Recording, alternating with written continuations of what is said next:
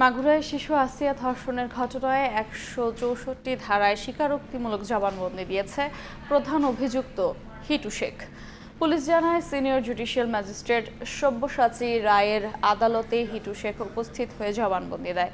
এ সময় ধর্ষণের কথা স্বীকার করে সে। পরে আদালত জবানবন্দি গ্রহণ করে পরবর্তী আইনি ব্যবস্থা নেওয়ার নির্দেশ দেন।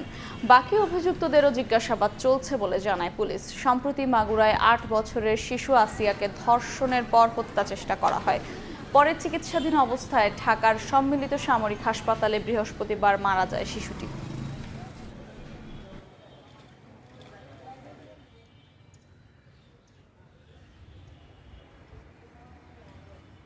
ধর্ষণ মামলায় এ পর্যন্ত আমরা ৪ জনকে গ্রেফতার করেছি।